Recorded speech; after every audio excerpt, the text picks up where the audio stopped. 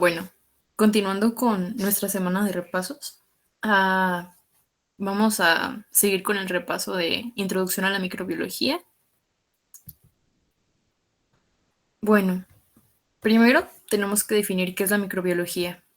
La microbiología es la rama de la biología que va a estudiar los microorganismos como bacterias, virus, hongos, protozoo y algunas otras especies. Aquí, en esta materia, nosotros vamos a entender la estructura, la función y a veces hasta la genética de estos seres, vaya. Y con todo esto, nosotros vamos a estudiar virus, bacterias, hongos y parásitos principalmente. De hecho, pues, no sé si haya más gente de otras carreras bueno, ahorita en este repaso, pero al menos en medicina, en tercer semestre llevamos microbiología uno, que es en donde vemos casi todo lo enfocado a bacterias. Y en microbiología 2 vemos algo de virus, parásitos y a veces hongos. En el caso de los virus, estos van a ser partículas infecciosas no celulares que van a estar compuestas por material genético. Pudieran ser de ADN o de ARN. Pues son como saquitos, para definirlo así mejor o para que quede un poco más claro. Y como tal no se les considera seres vivos porque necesitan infectar una célula para poder reproducirse. Y a su vez tienen un tamaño de 20 a 300 nanómetros y solo se pueden ver con un microscopio electrónico. Tenemos, por ejemplo, el virus de la influenza, el del VIH o incluso el del COVID-19, el SARS-CoV-2. Y luego también tenemos a los hongos. Los hongos van a ser organismos eucariotas, o sea que tienen un núcleo definido, y estos van a incluir levaduras, mohos y setas. Y estos pueden ser unicelulares o multicelulares. Estos casi siempre tienen como una pared de quitina que va a ser como que lo va a diferenciar de una bacteria y se va a alimentar por la absorción. Es como si degradaran la materia. O incluso se pudiera decir que se parecen un poco a los parásitos porque también como dependen de su entorno para vivir. Y en el cuerpo tenemos, por ejemplo, la Candida albicans, que es la que produce la candidiasis, el penicilino, que bueno, ese no es del cuerpo, pero este es el que da lugar a ciertos antibióticos, vaya. Y también vamos a tener los parásitos. Los parásitos suelen ser como organismos que pueden ser como tanto microscópicos como macroscópicos. Tenemos como, por ejemplo, los mosquitos, el Aedes aegypti, que este es el del dengue, que también le llaman el mosquito momia porque está como moteado, tiene manchas blancas. Y también tenemos, por ejemplo, las pulgas, las garrapatas, este tipo de animales. O también pudiéramos tener el mitos que producen ciertas enfermedades gastrointestinales. Los parásitos tienen la característica de que pues siempre van a depender del huésped para conseguir nutrientes y para reproducirse. O sea, tienen que vivir dentro de alguien o de un organismo para a fuerza sobrevivir. Y estos son los más complejos, por así decirlo, porque pueden ser muy diminutos o muy grandes. Pudieran ser, por ejemplo, un mosquito o incluso pudieran ser una solitaria gastrointestinal que es así muy grande. Y después y ya por último, bueno, tenemos a las bacterias, que estos, bueno, van a ser microorganismos procariotas, es decir, que no van a tener un núcleo y tienen mucha diversidad metabólica. Ah, Casi todas o regularmente tienen una pared celular de peptidoglicano y suelen tener diferentes formas. Pudieran ser en forma de cocos, que son esféricos, los bacilos, que son como bastones, los espirilos también, que son como tipo espirales. Y tenemos nosotros, bueno, incluso bacterias en nuestro cuerpo, pero también van a haber bacterias que van a causar ciertas infecciones que pues van a causar todo este proceso infeccioso de la enfermedad. Aquí, por ejemplo, pudiéramos tener la Escherichia coli, que está en la flora intestinal, o los Streptococcus, que pueden causar infecciones de gargantas. De hecho, nosotros en las encías es casi casi el mayor lugar donde tenemos estreptococos. Y en este caso, las bacterias, algo que también tenemos que aclarar aquí, es que en su mayoría no van a tener mitocondrias o un aparato de Golgi, o en algunos casos también retículo endoplásmico. Ahora, en cuanto a su clasificación, nosotros pues podemos tener como que una amplia gama de clasificaciones, podemos clasificarlas por tamaño, por su forma, que también la llamamos clasificación morfológica, por su disposición espacial, su clasificación por fenotipo y genotipo, y por su tipo de tensión, ya sea gram positivo o gram negativo. En el caso de la taxonomía, aquí, la clasificación de las especies en dominio, filo, clase, orden, familia, género y especie va a ser como un sistema jerárquico que va a organizar a los organismos según sus características. Y pues aquí vamos a, por ejemplo, el dominio. Aquí, pues es como el nivel más alto. O sea, es como de más alto al más bajo. Y luego el filo es como los que va a agrupar ciertos organismos dentro de un dominio. Y la clase que va a subdividir como un filo de grupos, o sea, el dominio va a agarrar el filo va a agarrar la clase y la clase del orden, pues para darme a entender un poco más. Y a todo esto, en cuanto a su clasificación morfológica, o sea, en cuanto a la forma que tiene la bacteria, ya mencionamos que principalmente teníamos tres tipos. Los cocos, que eran como los redonditos. Bueno, este era un ejemplo. Los bacilos, que son como alargaditos, o sea, bueno, como un cilindro, por así decirlo. Y los vibriones o espirilos o espiroquetas, que tienen como forma así tipo de espiral. Pero bueno, sin irnos tan lejos, los cocos pueden tener varias subclasificaciones. O sea, a veces las bacterias pudieran, aunque sean cocos, se pueden agrupar así como entre varias, como haciendo cadenitas. Y pudiera haber diplococos, que como su nombre lo dice, son como dos, que están así dos bolitas.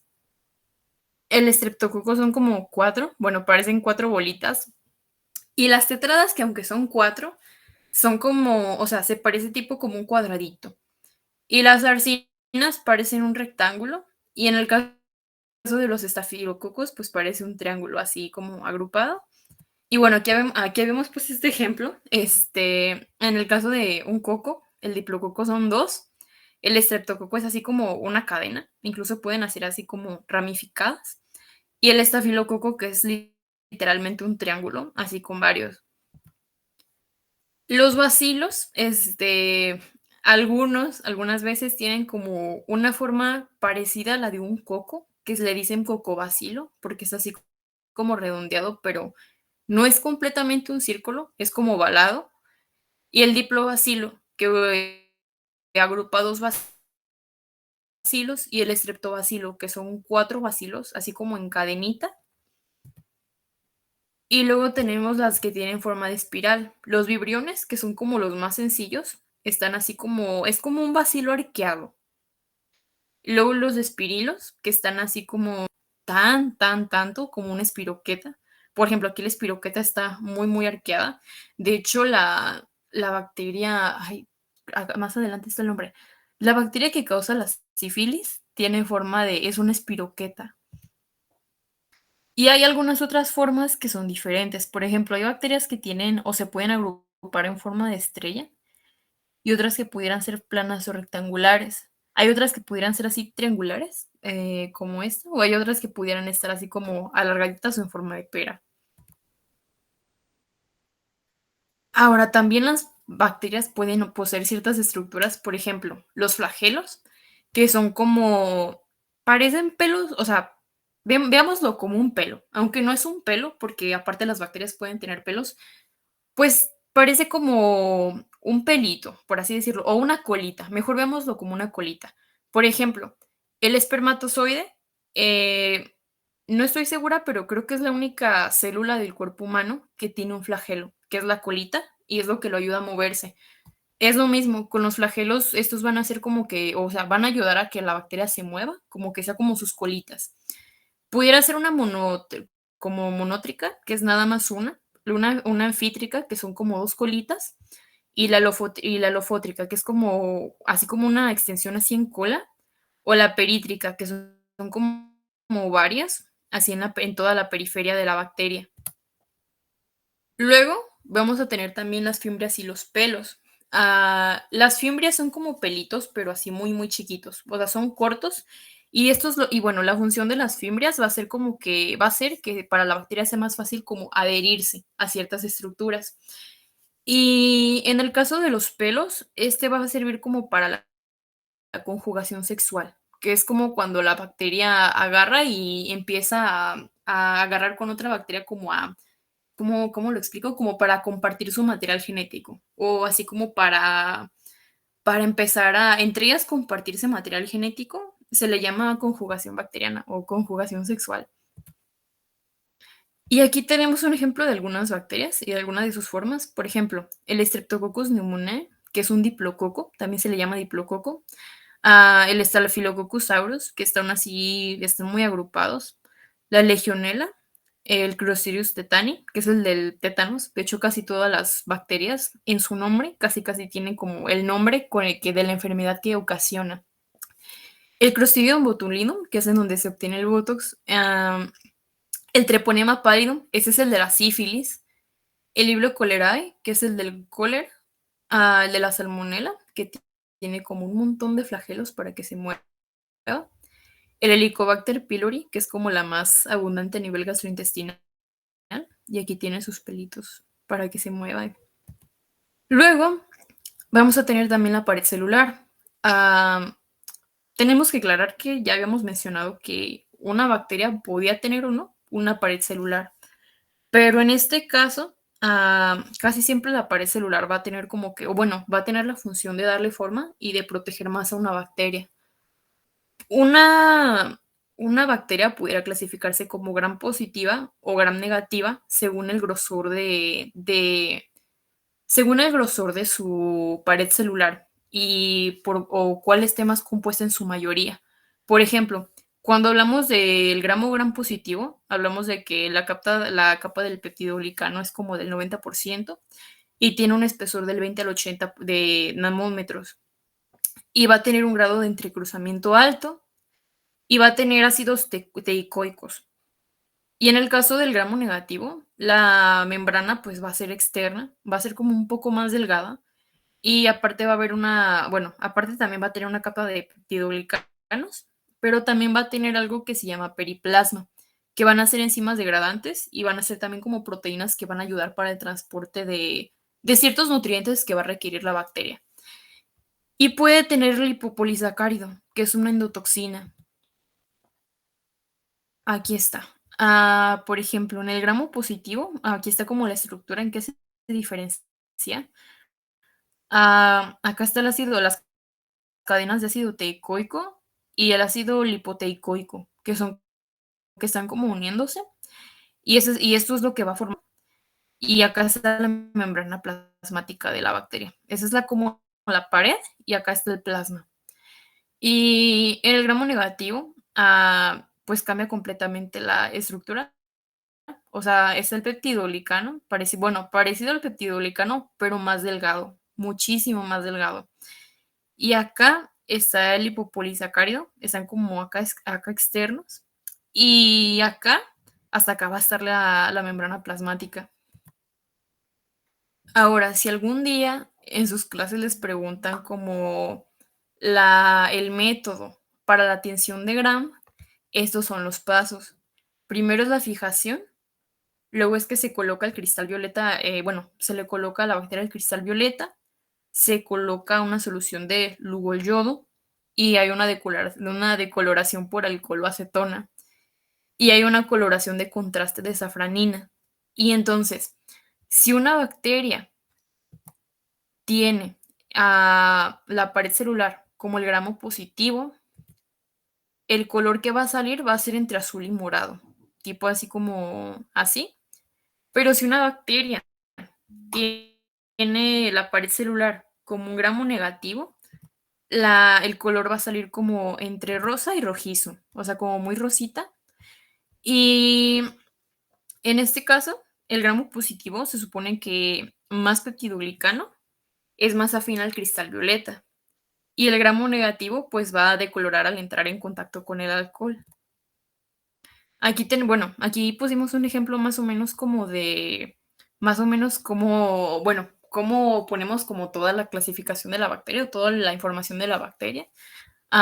Ponemos la taxonomía de cómo se clasifica el dominio, que es bacteria, el filo, la clase, el orden, la familia, el género y la especie. También el metabolismo, si pudiera ser anaerobio o aerobio, depende de cómo sea el metabolismo oxidativo de la bacteria. Ahora, la epidemiología y el grupo etario, que en este caso la pasteurela, bueno, su grupo etario sería pacientes con antecedentes de contacto animal. Es como lo más común a las personas a las que más les suele dar.